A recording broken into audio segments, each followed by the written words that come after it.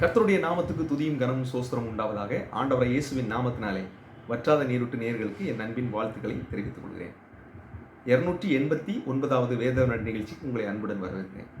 அதற்கு முன்பதாக 288வது வேதநாடு பகுதியினுடைய பதில்களை அடியேன் சொல்லிவிட்டு அடுத்த பகுதிக்கு நம்ம செல்வோம்.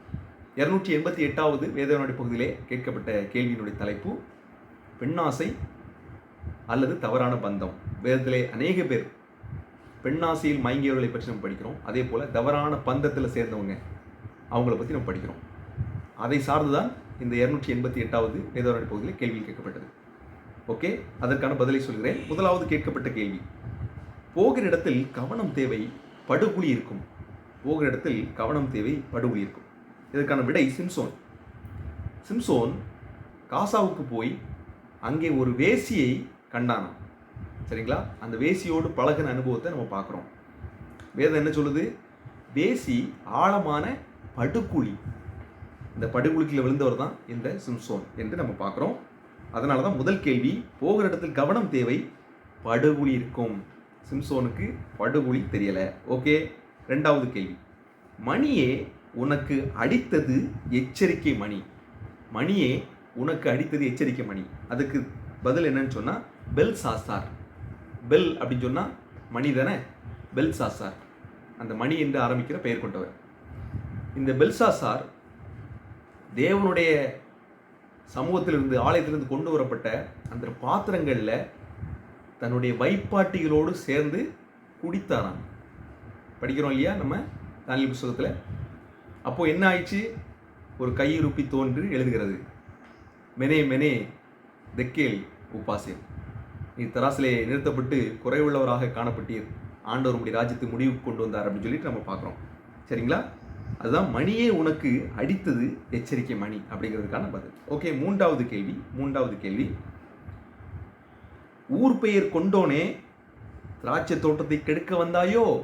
ஊர் பெயர் கொண்டோனே திராட்சை தோட்டத்தை கெடுக்க வந்தாயோ. அது பார்த்தீங்கன்னா சீகேம் என்பவன். சீகேம் அப்படின்னு ஊரும் இருக்குது. இது சீகேம் என்பவன் யார் அப்படின்னு சொன்னால், இந்த யாக்கோபுடைய ஒரே ஒரு மகள் தீனாள். இந்த தீனாளை கெடுத்து போட்டவன். சரிங்களா? இதில் என்னன்னு பார்த்தீங்கன்னா, இந்த தீனாள் புரதேசத்துக்கு போனான். அதில் சொல்ல போனால் அது தெளிவாக சொல்லப்படாவிட்டாலும் ஊர் சுத்த போயிருக்கா ஒரு பெண்மணி. இது தேவையில்லாத ஒன்று பார்த்தீங்களா?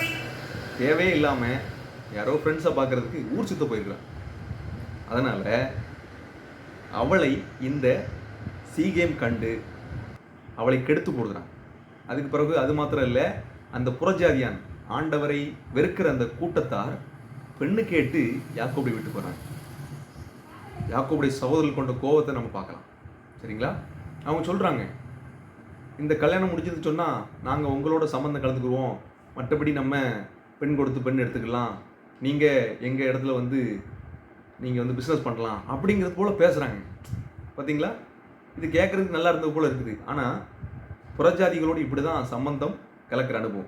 இதில் ஒரு எச்சரிப்பு இருக்குது, அந்நிய நுகத்திலே அவிசுவாசிகளுடன் பிணைக்கப்படாது இருப்பீர்களாக. தீனாள் சீகேமிடம் மாட்டிக்கொண்டார். நீங்கள் பார்த்தீங்கன்னா அதுக்கு பிறகு நடந்த ஒரு காட்சி நீங்கள் வேதாகமத்தில் அதை படித்து பார்க்கலாம். ஆதியாகம புத்தகத்தில் இருக்குது. அந்த யாக்கோபுடைய அனுபவத்தில் நீங்கள் படிங்க. சரிங்களா? ஊர் பெயர் கொண்டோனே, சீகேம் அப்படிங்கிற பெயர் கொண்டோனே திராட்சை தோட்டத்தை கெடுக்க வந்தாயோ அப்படின்னு என்ன? கர்த்தருடைய கூட்டம், கர்த்தருடைய தேவ ஜனம், அதை கெடுத்து போடுறதுக்காக வந்தாயோ அப்படிங்கிறது அதனுடைய கேள்வி. ஓகே, நாலாவது கேள்வி, தன் முடியை தானே பீத்து கொண்டிருப்பாரல்லோ. தன் முடியை தானே பீத்து கொண்டிருப்பாரல்லோ அப்படின்னா என்ன அர்த்தம்? யாரு அப்படின்னா சாலமோன்.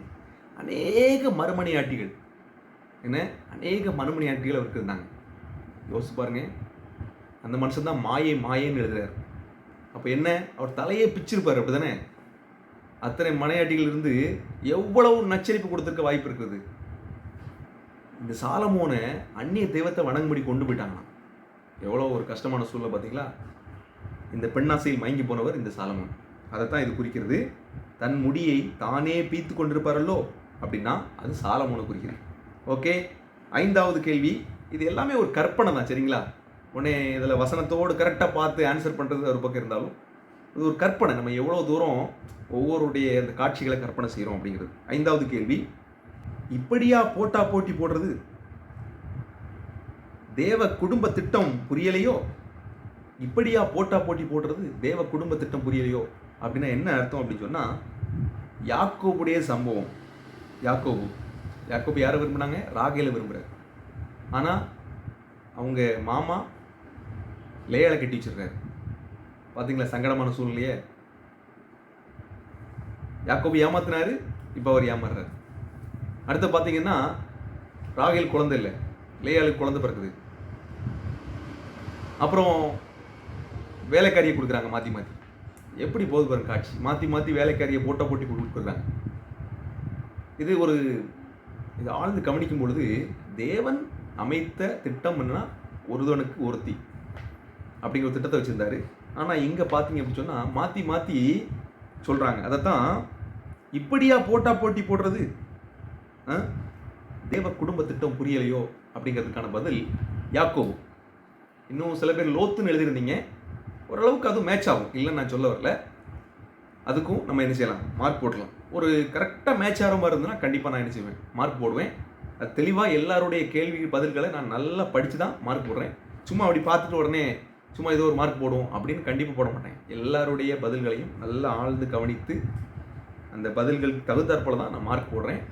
அதை நீங்கள் நம்புறீங்க, உங்களுக்கு நன்றி. அடுத்தது 6வது கேள்வி, தவறை உணர்த்தினால் மனம் மாறணும் நீயோ?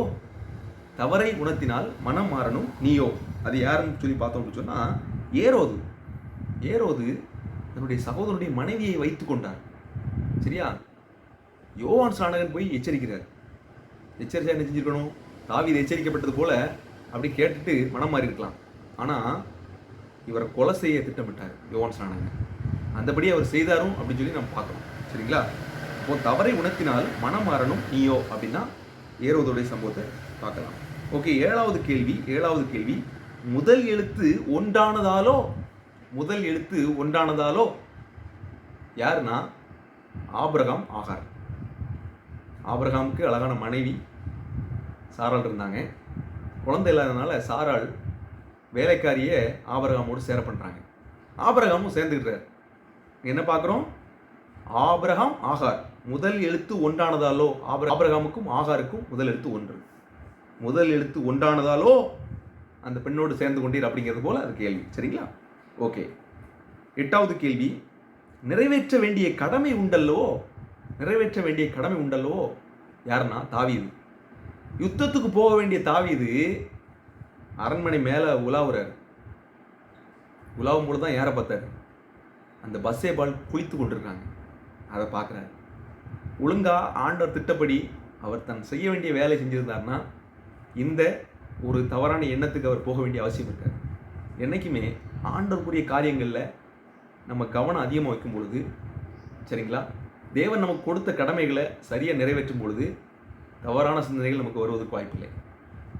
இந்த தாவீது செய்ய வேண்டிய கடமையை விட்டுட்டு அவர் உலாவினார். அங்கே என்ன ஆச்சு? பஸ்ஸேபாலோடு கடைசியில் அந்த பஸ்ஸேபாலை வலுக்கட்டாயமாக சேர்ந்து கொண்டு கொலை செய்து ஒரு பெரிய ஒரு குழப்பம் உண்டாயிடுச்சு. சரிங்களா? அப்போ நிறைவேற்ற வேண்டிய கடமை உண்டல்லோ என்பதற்கு தாவீது என்பது பதில்.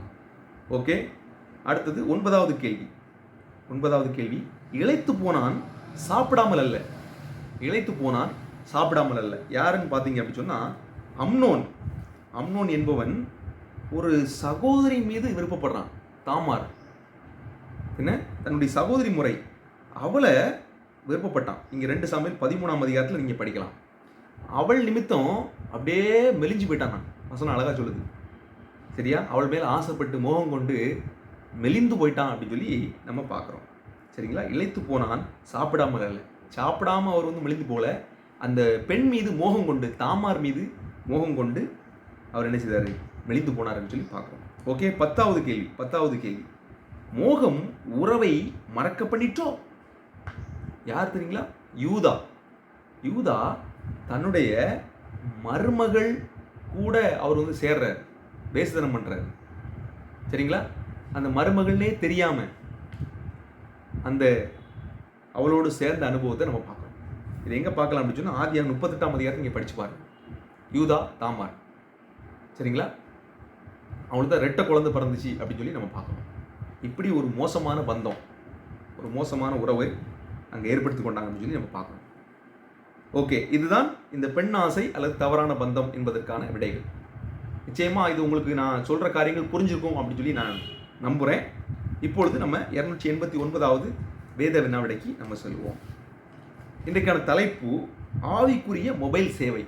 ஆவிக்குரிய மொபைல் சேவை, சரிங்களா. எப்படி இது அப்படின்னு சொன்னால், நம்ம ஃபோன் மூலமாக ஒருத்தங்களை தொடர்பு கொள்ளும் பொழுது என்ன வார்த்தைகள் நம்ம கேட்குறோம் அப்படிங்கிறத ஆவிக்குரிய ரீதியாக நம்ம பார்க்க போகிறோம், சரிங்களா. நம்ம மொபைல் மூலமாக ஒருத்தவங்கள்ட்ட பேசும்பொழுது ஃபோன் பண்ணுவோம். ஃபோன் பண்ணும்பொழுது சில நேரத்தில்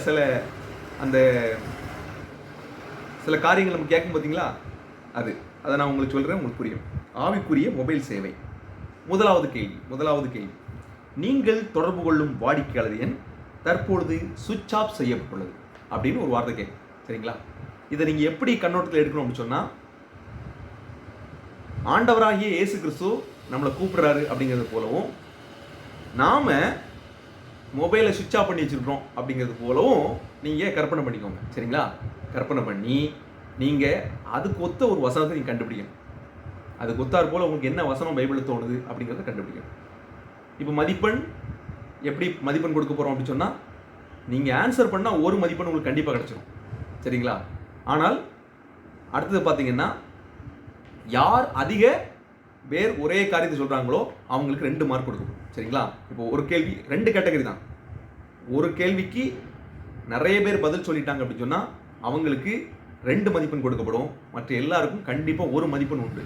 எதுக்கு இந்த 1 மதிப்பெண் அப்படின்னு சொன்னால், நீங்கள் உற்சாகமாக கலந்து கொள்ளணும், சரிங்களா. ஏன்னா நம்ம சிந்திக்கிறதே பெருசு. நம்ம கண்டுபிடிக்க முடியல, ஐயோ எனக்கு கஷ்டமாக இருக்குது அப்படிங்கிறத விடவும், நமக்கு ஆவிக்குரிய சிந்தனை வருது பார்த்தீங்களா, அந்த ஆவிக்குரிய சிந்தை நம்மளை என்ன செய்யும் தெரியுமா, ஒரு பெரிய லெவல் கொண்டு போகும்.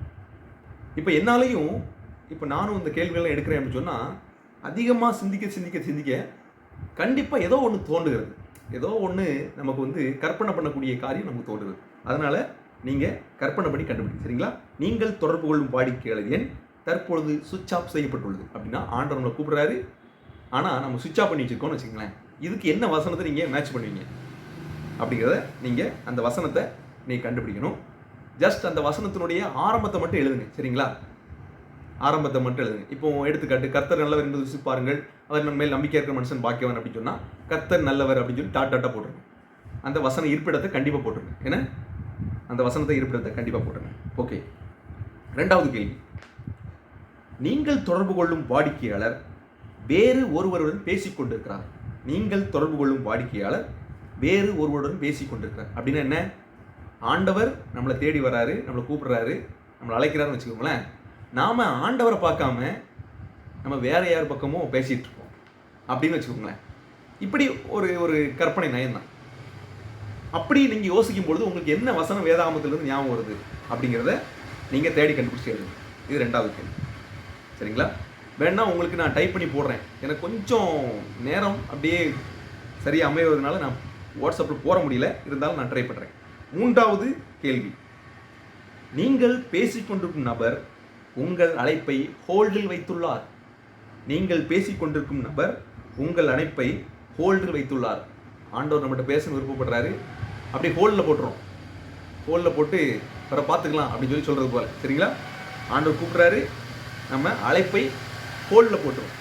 பேசிக்கொண்டிருக்கும் நபர் உங்கள் அழைப்பை ஹோல்டில் வைத்துள்ளார், சரிங்களா.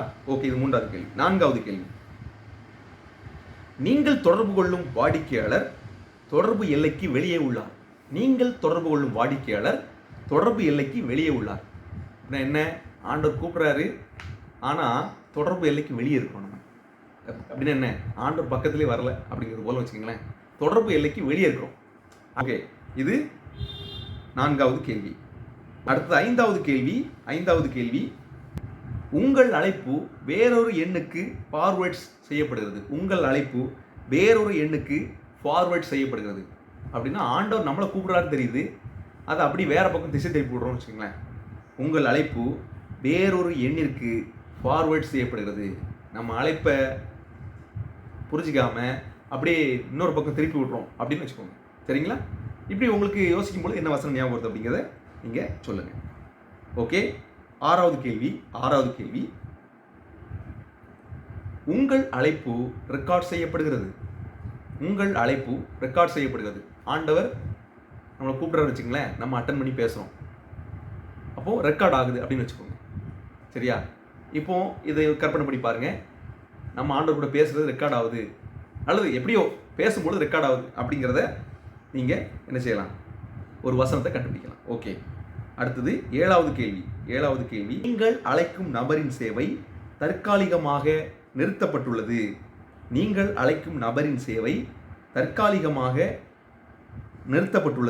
அப்படின்னா என்ன அர்த்தம்? ஆண்டவர் கூப்பிடுறாரு, நாம் ஒரேடியாக மனக்கடினத்தோட ஆண்டவர் விட்டு அப்படி விலகி போயிட்டோம் அப்படின்னு வச்சுங்களேன். ஆண்டவர் வேண்டாங்க இப்போதைக்கு, நமக்கு சோதனை கஷ்டமாக தான் இருக்குது அப்படின்னு சொல்லிட்டு ஆண்டவர் பக்கமே போகாதபடிக்கு நல்லா ஆண்டவருக்குள்ளே இருந்தவங்க அப்படியே ஸ்டாப் ஆகிறோம்னு வச்சுங்களேன். அதை கற்பனை பண்ணிக்கோங்க. நீங்கள் அழைக்கும் நபரின் சேவை தற்காலிகமாக நிறுத்தி வைக்கப்பட்டுள்ளது. ஓகே, இப்படி நீங்கள் கண்டுபிடிக்கணும். ஓகே, அடுத்தது எட்டாவது கேள்வி, நீங்கள் டயல் செய்த எண் தவறாக உள்ளது. நாம் ஆண்டவர் கூப்பிடுறோம், சரியான விதத்தில் கூப்பிடலை, நம்பர் தப்பாக அடிக்கிறோம் அப்படின்னு சொன்னால் என்ன, ஆண்டவர் விரும்புகிறபடி நம்ம கூப்பிடலன்னு வச்சுக்கோங்களேன். அப்படின்னு வச்சுக்கோங்க. நீங்கள் கற்பனை பண்ணி பாருங்கள், உங்களுக்கு வசனங்கள் ஞாபகம். நீங்கள் டயல் செய்த எண் தவறாக உள்ளது. நம்ம டயல் பண்ணுறோம், எண்ணை தவறாக போட்டுருக்கோம் அப்படின்னு வச்சுக்கோங்க. ஒன்பதாவது கேள்வி, நீங்கள் தொடர்பு கொள்ளும் வாடிக்கையாளர் உங்கள் அழைப்பை ஏற்கும் நிலையில் இல்லை. அப்படின்னா என்னென்னா, ஆண்டவர் நம்மளை கூப்பிடுறாரு, ஆனால் நம்ம வேற ஏதோ ஒரு காரியத்தில் பிஸியாக இருக்கிறோம். சரிங்களா? ஆண்டவர் நம்மளை கூப்பிடுறாரு, நம்ம வேற ஒருவருடன் பேசி கொண்டிருக்கோம், அது வேற. ஆனால் வேற வேலையில் ஏதோ பிஸியாக இருக்கும் அப்படிங்கிறது போல ஒரு வசனம். சரிங்களா? நீங்கள் தொடர்பு கொள்ளும் வாடிக்கையாளர் உங்கள் அழைப்பை ஏற்கும் நிலையில் இல்லை அப்படிங்கிறது போல நீங்கள் சிந்திக்க. சரிங்களா? ஓகே, கடைசி மற்றும் 10வது கேள்வி, உங்கள் ரீசார்ஜ் இன்றுடன் காலாவதியாகிறது, உடனடியாக ரீசார்ஜ் செய்யவும். உடனே ரீசார்ஜ் செய்யவும் அப்படின்னு கேட்பீங்க. அப்படி தானே? இது அப்படின்னா என்னென்னா, நம்ம சீக்கிரமாக ஆண்டர்கிட்ட வரணும் அப்படிங்கிற ஒரு துரிதத்துக்கு அழைக்கப்படுறோம். சரிங்களா? சீக்கிரமாக ஆண்டர்கிட்ட வரணும் அப்படிங்கிற ஒரு துரிதமான அழைப்பு, அந்த அழைப்பு பற்றிய ஒரு வசனம். இப்படி இந்த 10 கேள்விகளுக்கும் நீங்கள் விடையளிக்க வேண்டும். சரிங்களா? ஓகே, உங்கள் பதிலை எதிர்பார்த்து காத்திருக்கிறேன். சில நேரத்தில் நான் கேள்வி எடுக்கிறது கஷ்டமாக இருக்கும், ஆனால் தயவுசெய்து கொஞ்சம் பொறுத்துக்கொள்ளுங்க. இன்னும் அதிகமாக நம்ம யோசிப்பதற்கு ஒரு வாய்ப்பாக இருக்கும். அதனால் தொடர்ந்து இந்த நிகழ்ச்சியில் இணைந்து கலந்து கொள்ளுங்கள். தேவன் நம்ம ஒவ்வொருவரையும் ஆசீர்வதிப்பாராக. ஆமென்.